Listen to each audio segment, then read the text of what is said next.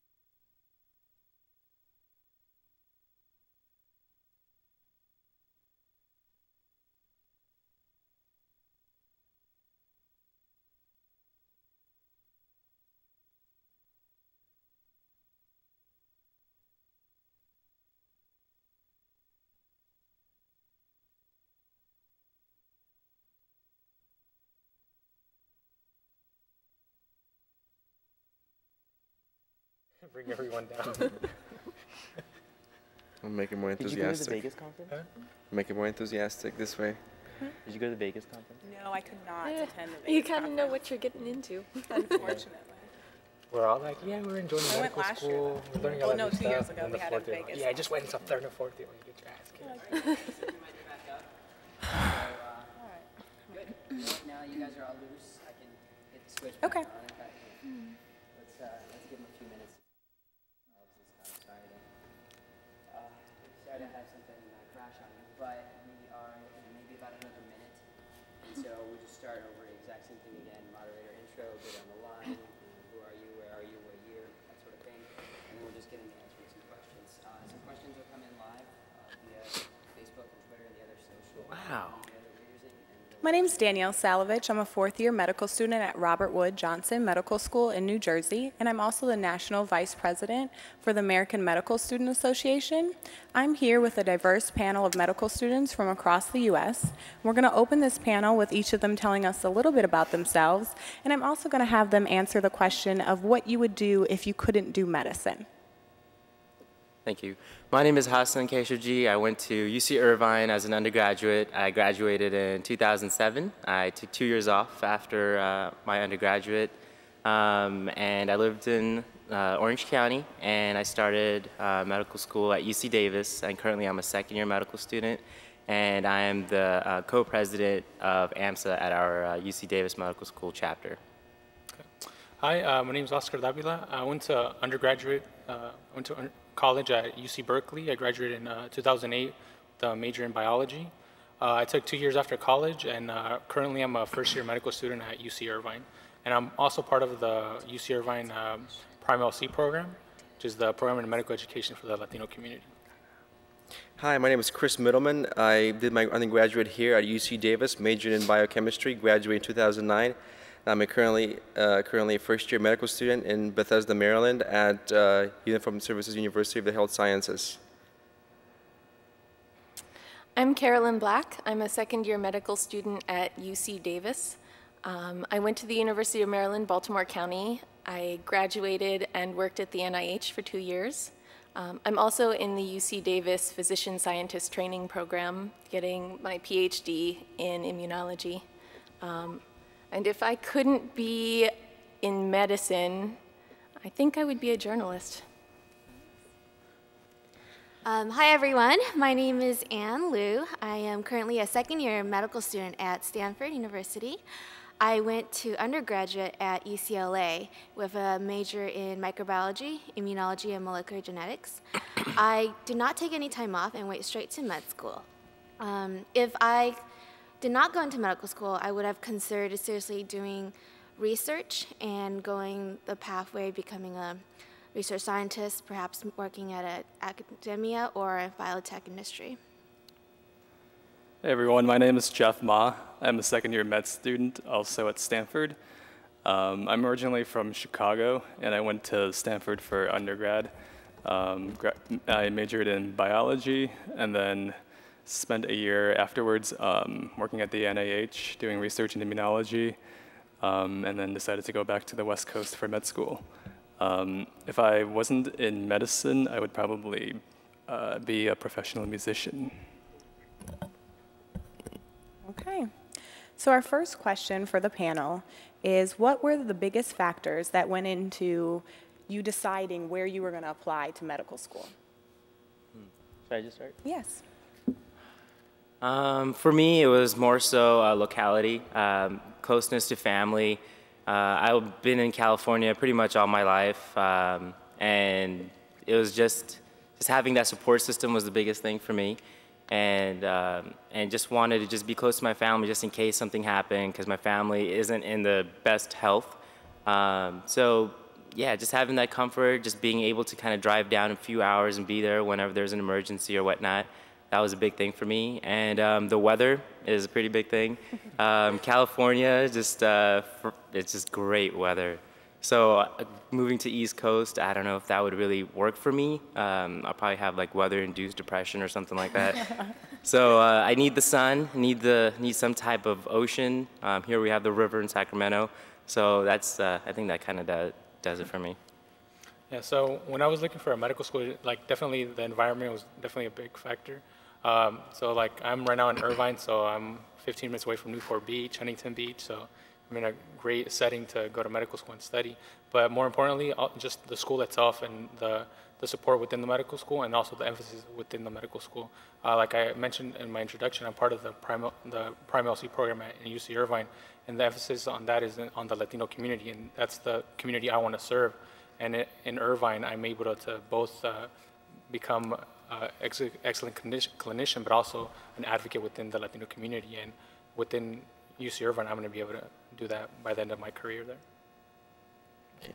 Well, I'm a Californian living on the East Coast now for med school, and I like it, and it's great. When I was looking through the book, as you always should be doing, the AMCAS book, my only concerns were the MCAT and the GPA. I wanted to be within the range. I wasn't going to apply to schools that I clearly wasn't cut out for. I secretly wanted to to matriculate somewhere far from California just to experience something new. I've been here for 4 years and I loved it, and I had a great time. But it's I want to explore my world, and I got a chance to do that by moving to DC, and I'm having a great time there. So things are a little bit different for me because for MD, PhD, there's only maybe 50-some schools that have a combined degree program. So I just narrowed it down to about 15 by looking at research and deciding where I really wanted to do my PhD. But if I hadn't done that, I think I would have just picked where I want to live and gone from there. For me, coming from UCLA, I really wanted an opportunity to check out the scene for a private university. And I was also ready to move away from home, but not, at the same time not be too far from home, since I'm originally from LA. When I came to Stanford, I just fell in love with the campus. Very beautiful. It's the second largest campus in the world, and I just saw a lot of people who are generally really happy with the curriculum, with the mentorship support, the small class size of 86, and I thought I would do well and fit in.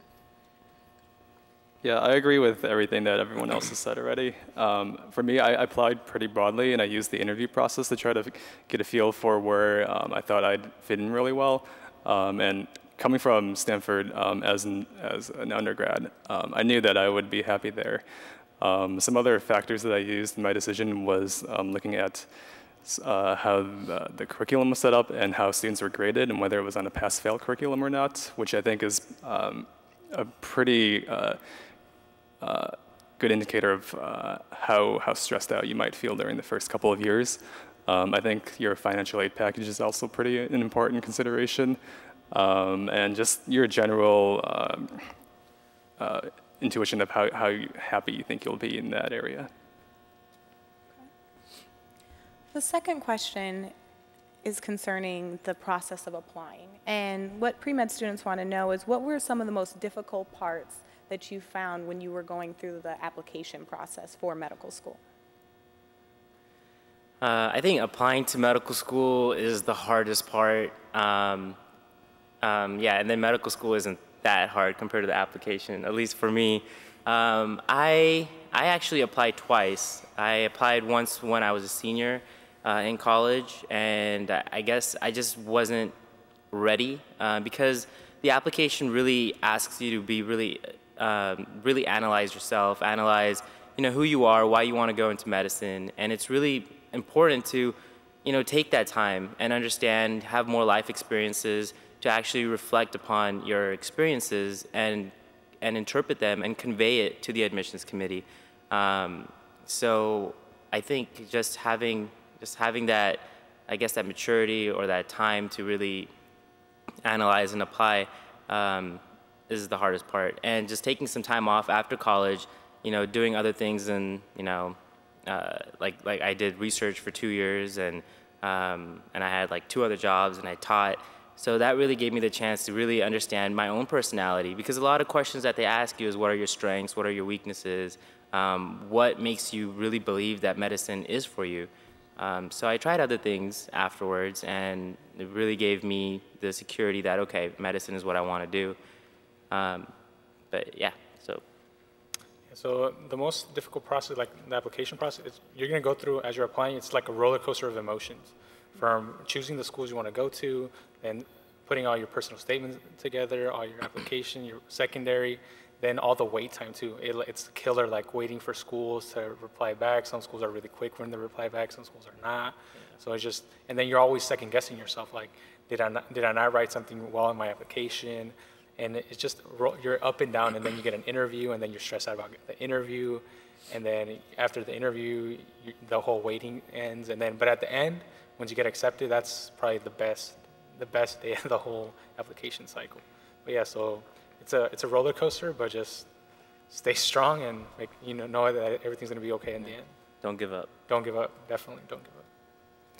I think the toughest part of the application is actually all the work that comes before it, which is, gathering all those experiences and investing all the time that you may, nothing that you have to get exposure to some clinicals, to make sure you do research, to go out and volunteer. So once applications roll around, you have these experiences to put down and speak about. That's what they look for, and that shows what kind of person you are and how deeply you thought about this commitment to medicine. So the application itself is kind of a, for me, it was actually a pretty pleasant experience. I've, had a lot to talk about, and I was very glad to, go down the list and name all the honors I received and all the, experiences I've had in hospitals and research-wise. So that was great, and the wait is always, nerve-wracking and such, but. There'll be plenty of days when you wake up in the morning, check your email, and you've been rejected. That's fine. That's why I applied to 30 of schools, and not 2. So hang in there and do the work. I mean, it's all about preparation and follow through with the plan. So when you open up that MCAS in May and start working on it, you feel like you've done what you were supposed to have done to matriculate in the year after. I think for me, the hardest part of applying was just sorting through all of this advice that you get about how to apply, and some of it is just clearly like crazy advice. Like people will be online on a message board like saying, oh, I think that I really got into Harvard because like I wrote thank you notes to everyone who interviewed me, and inside the thank you notes I put like gift cards for rotisserie chicken, and I think they really liked that, and it like helped me stand out against the crowd. And you're like, no, you got into medical school completely not because of the rotisserie chicken. Like, that probably hurt you a lot, but then you still got in because of your MCAT score or something like sane and reasonable. So, yeah, just take all of that advice with a grain of salt and try to keep your personal integrity and try to just present who you really are, because you have no idea what people are looking for. I have to agree. Definitely, I agree with you, Caroline, 100%. One of my recommendations is to actually avoid student-doctor network. I only use that for interview advice, but for the application process, I was like, oh, I'm not looking at that. For me, the hardest part was just time management, because I applied during my the summer between my junior and senior year, and then, of course, I was still wrapping up with secondaries in fall quarter of senior year, and then going through interviews and having to miss class. And so I feel that time management is exceptionally important, being able to plan out exactly how you're going to approach the application process, how many you want to get done, set realistic deadlines for yourself, and then to not go on student-doctor network, not be around pre-meds, just be confident in yourself. Yeah. Yeah, I think the whole application process is a huge test in your patience and your ability to stay sane. I was living with another person who was applying to med school in the same cycle as me at the same time, and it was just like freaking me out every single day, because she would just be online all the time, going through the mail, trying to figure out, should I call this dean or should I not? And I think you really need to try to maintain like a healthy perspective on the whole thing and realize that many people have done it before you and that you can do it too. I actually have a follow-up question for Caroline. Viewers, pre-medical students want to know, what would you do different if you had to apply over again? Knowing what you know now, sorting through all the advice that you've got, is there some different approach that you would have taken? So I actually did apply twice. The first time around, I only got into one school, and I really did not want to go there. And everyone was really pushing me, like, you should go there, you won't get a second chance, like, this is very competitive. But the second time around, I think I had a really clear picture of what I wanted. And so I wasn't trying to project this image that everyone wanted to see. Like, I really want to be a research doctor. And, you know, some places are really much more into clinical skills. But I just thought, you know, if you don't like that about me, then we aren't a good match, medical school. So just trust that the admissions committee is going to look for the right fit for you also. Like, we're all on the same team in this.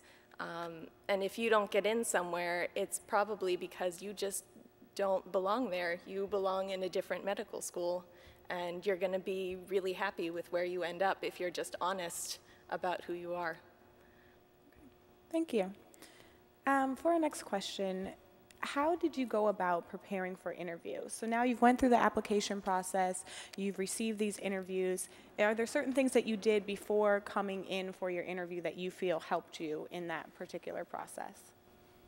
I would say practice, practice, practice. A lot of advice, I got mixed advice from everybody, and it was like, just be yourself when you go to an interview. And I was like, if I'm myself, I don't really know if that's professional. So I mean, you have to find that balance. And, you know, when they say practice in front of a mirror, it's true. Like, you know, you're going to be nervous, which is totally fine, and that's natural. And if you're not nervous, then it's, I don't know. At least at UC Davis, I also interview the incoming applicants and the incoming class. So I get to see, like, okay, now being on the other side, how is it when students interview? So it's kind of good to be yourself, but at the same time, be professional. At the same time, you don't need to use slang to talk to your student interviewers. You should still be professional, respectful. And I think the best advice I got was just from people who went on the interviews before me. I had some friends that interviewed at UC Davis and other schools that I interviewed at, and it was just good to kind of get their feedback and kind of just have a heads up of like how the day goes at the interview, what time to be there, what to watch out for. And I mean, obviously get advice from your friends that you trust and that are respectful of your future as well. But I would say, yeah, practice with a friend, and just just practice those questions like why medicine, and just try to be elaborate and at the same time concise. Yeah, so like again, I would like echo the preparation. So like the big three questions I got asked at all my interviews was, first of all, tell me about yourself, why medicine, and why this particular school. And if you don't have a really good answer for those questions, you need to work on them, because you're going to get asked that at every single school. And I would start I would stay away from the forums at studentdoctor.net, but I would look at the old questions that people posted from previous interviews. So those help. And also just be yourself. Like the admissions committee just wants to make sure that you're the same person that they read about on paper, and that you're that actual person in person. So just be yourself and be prepared as well.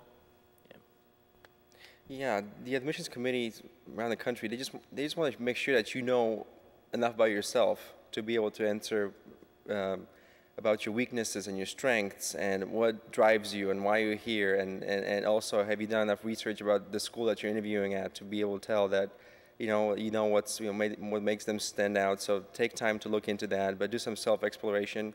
Get in touch with your weaknesses as well as your strengths, and make sure these are reasonable things. Don't say like 10 times. Don't finish your sentence with like or something. Just be professional, practice that, and yeah, just have a good time with it. And keep in mind that when you're on campus somewhere, it's not just that the hour of interviews that people are looking at you and judging you. It's when you're walking through campus. It's when you're making eye contact with people. It's when you're smiling and saying hi. It's a continuous day of you are interviewing throughout the whole day, and treat it as such, and make sure you're noticed in a positive way. there's been many situations when a couple of students were caught, making fun of somebody or, picking on the school, and the person who was standing behind them in the elevator was actually a professor who jotted down their names, and, they would not be considered any longer. So keep in mind that you're, being looked at throughout the whole day. Caroline, before you start, for the rest of the panel, what were the hardest interview questions that you were asked? Whether it was just about yourself or about some aspect of medicine or anything that kind of caught you by surprise. I'm gonna let you guys go. Yeah, definitely. The weirdest question I got asked at one of my interviews was someone asked me, describe the color purple. Or if you were a cookie, what kind of cookie would you be? Yeah. Like really random questions. They just want to put you on the spot and see how you react under stress, and so be prepared for those type of questions as well. Like, just be prepared for some random thing, and they just want to see how you react. More importantly, they just want to see how you think about a question and how your reasoning is. Do you have one? Yeah, I just want to say if there are any MD, PhD applicants in the audience, you're not probably going to get such weird questions. Because people just wanted to hear about my research, and they were all extremely nice to me, and I never really had to deal with, describing the color purple. Very nice. Yeah, I actually didn't really get any curveball questions either. Probably the most difficult question for me to talk about was just commenting on the healthcare reform and what I thought were some of the major issues in healthcare today, but nothing like describing the color purple. For me, it was the same. I didn't apply to too many schools, and I think the hardest were the ones where they asked, well, how many schools you applied to? If you got into this school, would you come here? And forcing me to go over pros and cons for the schools I applied to. Yeah. Can I make another comment? Yes, sure. You made a good point. I would definitely be up to date on just recent events or healthcare policies, because our whole healthcare, just the whole healthcare reform, just have a little bit of information on it. You don't need to know all the details, but you might be asked at some schools, what's the pros and cons, and what do you think about it? You don't need to be right, or you don't need to have 100% information on it. You don't need to cite any articles or any speeches, but it's just good to know that you kind of know what you're getting yourself into, because this isn't just a job, it's going to be a career, and you're going to be it's kind of cliche, but you'll be the future of medicine, and you're going to be practicing in it. So you kind of need to know what you're getting yourself into. Nice. Okay, for this question, we're actually going to start at the opposite end. And our viewers online want to know how you see your future as a physician affected by the current healthcare reform.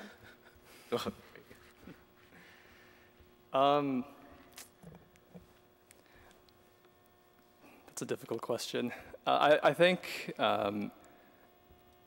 there's a lot more focus now on trying to bring access to healthcare to everyone who doesn't have current access to healthcare, and that's not necessarily just primary care or family medicine, but even across all the surgical specialties. I don't think it'll affect what type of medicine I want to go into, but I think it will sort of give me a framework to think about how I want to provide care and who I want to provide care to. And I think at least at Stanford and probably at all other schools too, there's a huge push towards advocating for the patient, whether that's on a patient level, community level, or national level. And I think these are very important issues that as future physicians, you need to be able to constantly be attuned to and just make sure that you stay up to date on all that. One aspect of the current healthcare reform that I'm interested in looking into is the fact that they're potentially looking into expanding the services and capabilities of other non-medical professions, including not only the optometrists, and PAs and nursing practitioners to overcome the shortage of people going into primary care. And I feel that in the future, there's a lot of possible potential partnerships among different healthcare professions. I'm a strong supporter of looking at an ideal typical setting where you don't just have the physician providing the care to the patient, but you'll have a team. You have a pharmacist there, you have a nurse there, a social worker there, a dietitian there, all working to provide services as like a one-stop shop for the patient and to follow them through. So I'm really interested in following up on this aspect and looking into it. I think that's a really important point. At one of our lectures, we were told that even if every medical school in the state of California graduated only general practitioners for the next 10 years, we would still not have enough general practitioners in the state. So our generation has to be the best doctors ever and find a way to make this work. And I think we're just going to have to start changing the entire system in order to make sure that everyone is getting the same access to care. And I think that that's probably going to mean working with a lot more support staff and really having a lot more team-based medicine. So I think we'll see a big change.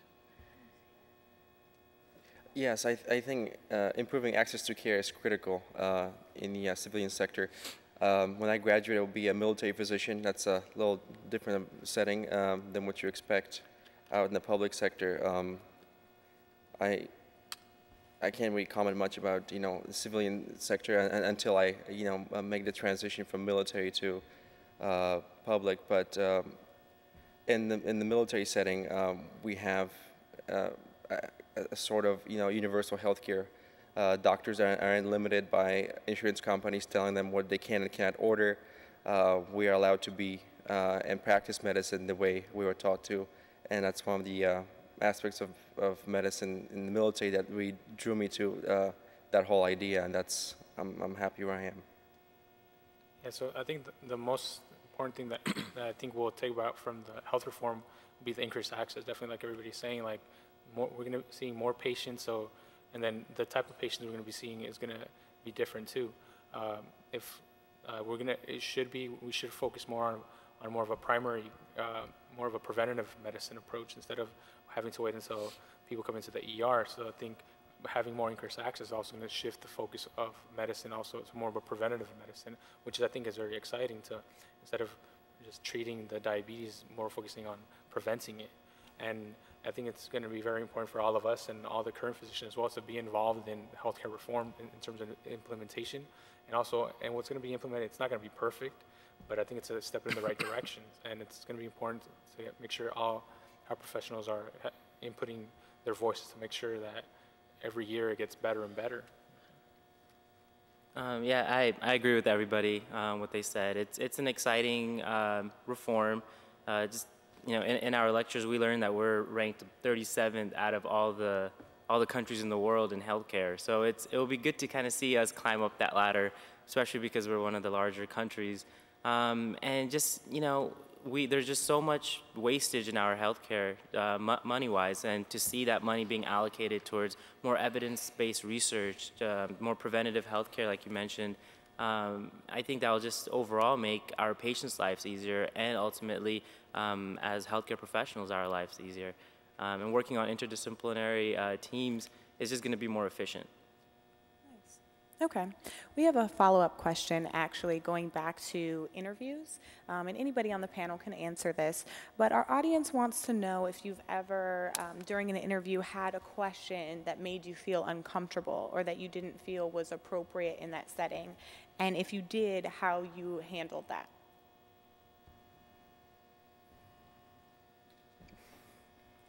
Anybody? No, I've never had a question like that. I haven't either. I think the main purpose of the interview is just to kind of get to know you and to see if you match the application or if whatever you had on the application was bogus or not. It's really, they're out there to look for the best class because you're going to be representing them for years and for years, for the rest of your career. At least I haven't gotten anything crazy out there or any ethical questions either. I mean, I see it on SDN all the time, but never have I been asked it. Yeah, people understand that you're interviewing them too, so you should always be treated professionally. You always hear a horror story or two, but I have never actually personally known someone who had one of those really awful interviews. Okay, great. Can I add to that though? I would definitely. say if you do for some reason get something like that, try not to get flustered by it. You know, maintain your composure and just try to answer it as best as you can. If you don't want to answer it directly, then sort of dodge the issue, but be professional about it in response to their unprofessional question. Okay. Our next question is actually about military medicine. So this is especially for you.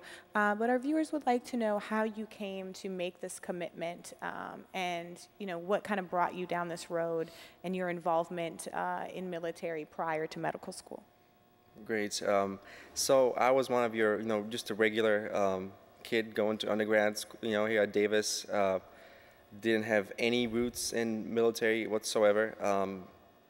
Didn't reconsider it until I applied to USIS. Went to interview. Liked the school a lot. It was, it seemed like it's such a nice, tightly close-knit community. Did have some second thoughts about the commitment, as anybody would. The deal may seem too good to be true, while everybody else at this table is probably deciding, which brand of mac and cheese to open. I'm doing quite well, thank you. My school is all paid for. My books are issued to me every term. I receive, after taxes, $4,100 a month to live on. I live in a condo on the 11th floor overlooking DC. I couldn't ask for more. Sorry, I'm not there enough. I'm in the library most of the time studying. Applying to medical school is not about you, it's about giving back. And if you choose the route of military medicine, whether it's to go to USIS or to apply for the HBSB scholarship, which you could by going to any other MD or DO school for that matter, it's the perfect way to give back to the GI Joes and GI Janes out there who graduate high school and are not afraid to go out there and kick in doors in foreign countries to protect our safety and security here in the States. And if I can, serve for 7 years and go out there and save their lives or improve their condition, I'm honored to do so, and I look forward to it. I'm definitely bought into the idea now, and my job at the school now is to become the best doctor I can be. So if it wasn't for the uniform that I have to wear to class, you wouldn't even know we're at a military medical school. It's totally academic, and with all the money coming in, all we have to worry about is studying and being the best doctors possible. So once we do have a chance to go out there to a war zone, if you should, we'll do the best job we can, saving the lives of our men in uniform and women. Sorry. One more follow-up question. What exactly is the commitment? Well, for us, being at USIS, my commitment is 7 years active duty after my residency. If you were to join through HPSP, which is the Health Professional Scholarship Program, you would owe 1 year for every year of sponsorship. So if you started, for 4 years of med school, you owe 4 years back afterwards. That's it. Okay. And we have one more question for the panel, and this is relevant with our new movie, Social Network, that's out there. Some of us haven't seen it. But this is going into social media and how social media plays into the application process. Did you have Facebook, MySpace when you were applying? Are there certain things that you edited on your page, certain privacy settings? Any recommendations for students out there about things that should be up on the web and should not in relations to going throughout this interview process? That's a great question. Start untagging now. I sure did. I did. I didn't. I didn't really. I changed the privacy settings. There are a lot of our professors that we're friends with in medical school that are on Facebook. So you'll have some. Your professors are kind of like your colleagues now. So you'll have them as your professors. So when you do go out for interviews, they might look you up, maybe if they have time or if they care. But even if you want to play it safe, don't have like crazy risque pictures on your profile pics, or don't like use excessive or profanity. Like when you're like writing on people's walls, don't use any profanity. I would be a little careful because you never know. But yeah, don't have crazy pictures online. No, don't. Yeah, I had a friend who interviewed 2 years ahead of me, and he had some pictures of him at a frat party. And at his interview, the medical student that was interviewing Googled him and saw those pictures, and they asked him about his professionality and how he would act in medical school. So some schools will Google yourself. You'll be surprised what you find. So make sure you know what's out there about yourself, and don't put anything up you don't want anybody to see. Because you've worked so hard to apply to medical schools. You don't want something like Facebook or MySpace to like have any effect on that. Yes, it's important to keep in mind the perspective that your social network, your Facebook page is also, it's part of you. It's part of you. It's not some kind of a separate thing that you only have between you and your friends.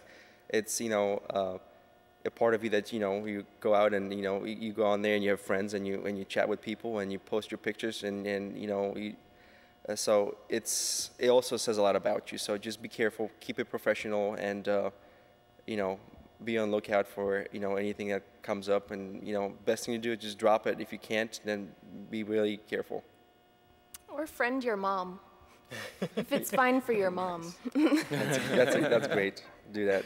That's good advice. Okay. All right. So we'd like to thank our panelists for all being with us today. Hopefully everyone learned a few things and can take away some pointers from this for your application process. And that'll be all. Thank you. Thank you. Thank you. Good luck.